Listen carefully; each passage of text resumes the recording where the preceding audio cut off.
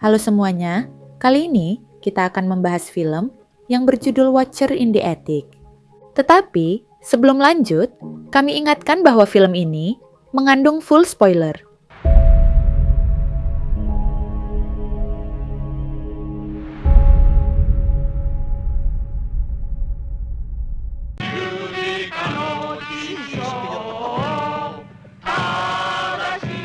Film dimulai dengan memperlihatkan kegiatan para penghuni di sebuah kos-kosan Jepang. Kemudian, diperkenalkan salah satu penghuni kosan bernama Goda Saburo. Pria itu merupakan pengangguran yang suka menyendiri di kamarnya.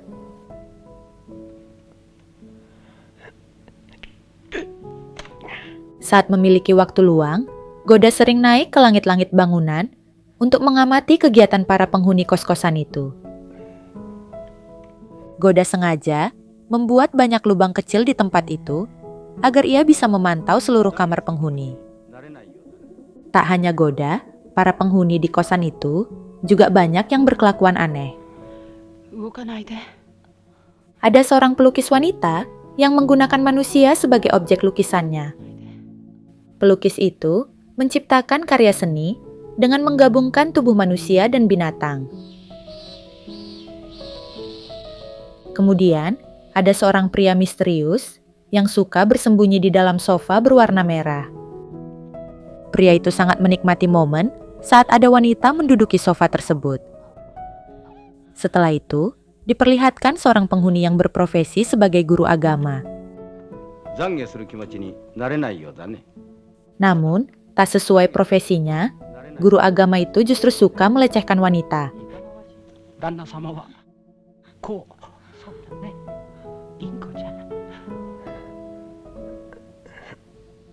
Dan yang terakhir, diperkenalkan seorang wanita bernama Minako Sayanomiya.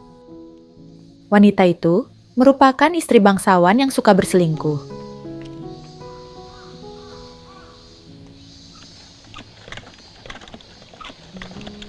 Minako sengaja menyewa sebuah kamar kos untuk memuaskan kebutuhan biologisnya. Wanita itu membayar seorang pria berkostum badut untuk bercocok tanam dengannya. Di momen itu, Minako menyadari bahwa ada yang memperhatikannya dari langit-langit kamar. Bukannya takut dan berteriak, wanita itu justru melanjutkan kegiatannya yang nikmat. Setelah menyaksikan hal itu, Goda mulai tertarik kepada Minako. Sepulang dari sana, Minako melanjutkan kehidupan rumah tangganya yang membosankan.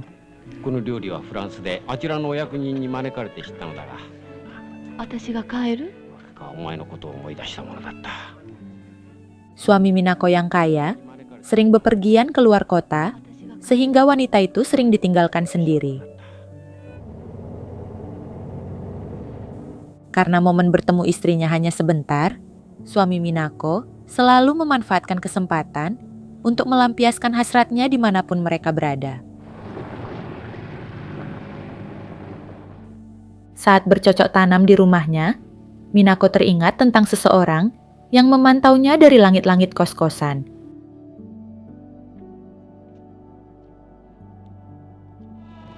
Keesokan harinya, Minako diantar sopir sekaligus pengawal pribadinya yang bernama Hiruta.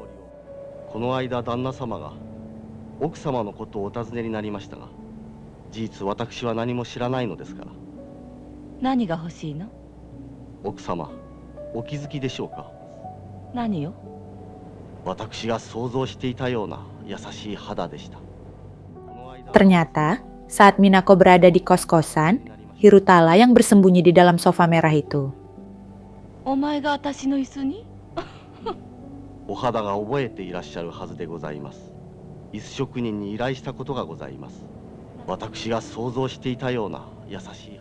Setelah itu, Minako memenuhi permintaan Hiruta untuk duduk di sofa merah itu.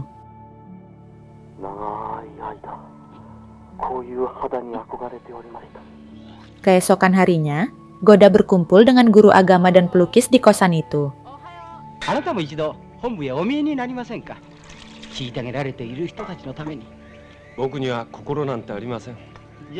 Di momen itu, terlihat guru agama sangat munafik dan merasa sok suci di depan penghuni lain. Goda sangat membenci guru agama itu karena ia sudah mengetahui kelakuan busuknya. Setelah itu, Goda kembali menjalankan hobinya, memantau kegiatan penghuni kos-kosan. Pria itu melihat guru agama yang sedang tertidur dengan mulut terbuka.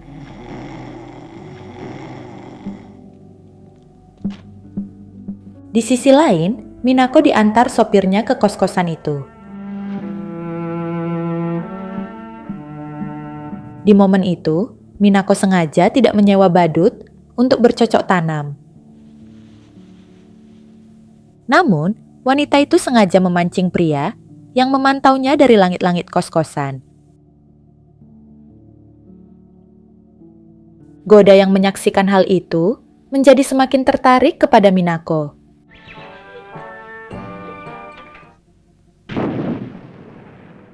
Keesokan harinya, Minako kembali datang ke kosan itu.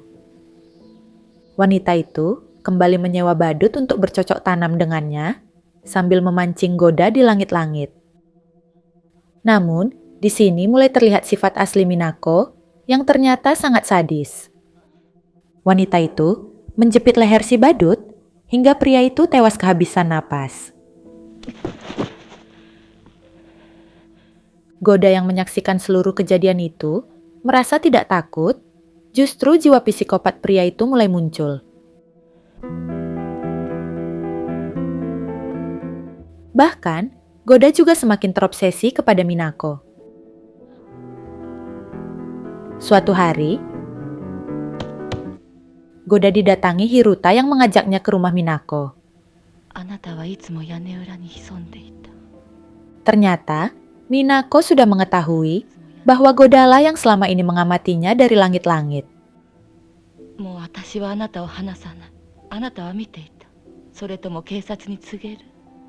Minako menanyakan pendapat Goda tentang pembunuhan badut sambil memancing hasrat pria itu.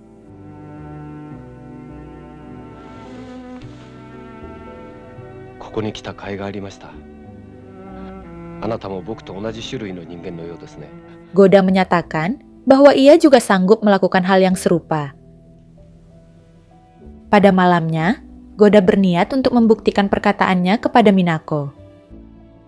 Pria itu mempersiapkan racun sianida, dan ia berencana membunuh guru agama yang sangat dibencinya.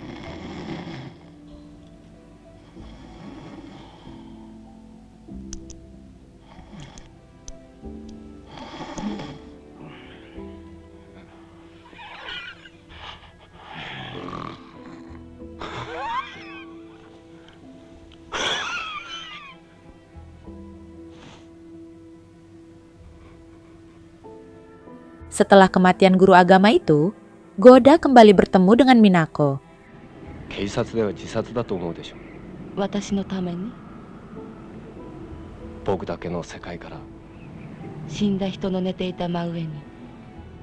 Kini, kedua pasangan itu sudah merasa benar-benar sejiwa, dan mereka juga mulai ketagihan melakukan pembunuhan.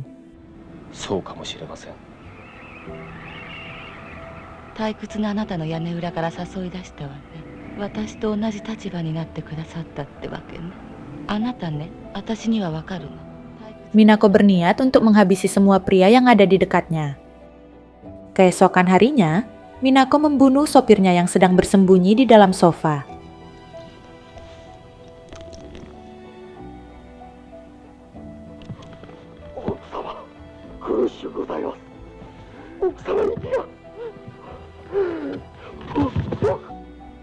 Setelah itu, Minako meracuni suaminya agar tidak ada lagi yang bisa menghalangi hubungannya dengan Goda.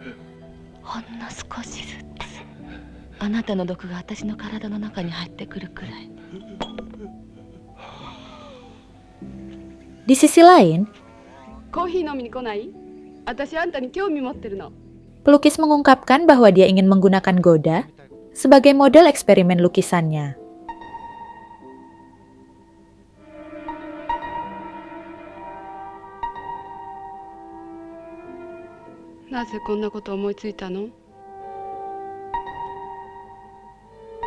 もう一人描いてもらいたい人がいます。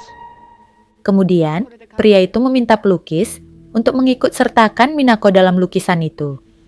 これで完成よ。 Setelah melukis tubuh pasangan itu, akhirnya pelukis menjadi korban dari kegilaan mereka selanjutnya. あなた方、以上よ。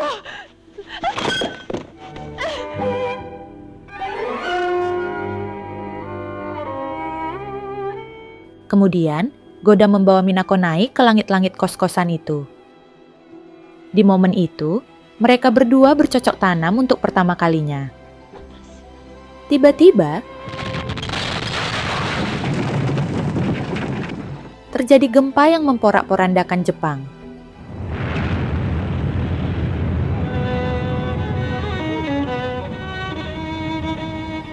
Gempa itu menewaskan lebih dari 100.000 orang dan meratakan seluruh kota itu. Sementara itu, Goda dan Minako tewas dalam keadaan berpelukan di dalam reruntuhan kos-kosan itu. Akibat gempa itu, bukti kejahatan Goda dan Minako terkubur selamanya. Dan film pun selesai. Baiklah teman-teman, bagaimana tanggapan kalian tentang film ini? Saya tunggu di kolom komentar ya. Jangan lupa like, komen, dan subscribe channel kita. Terima kasih.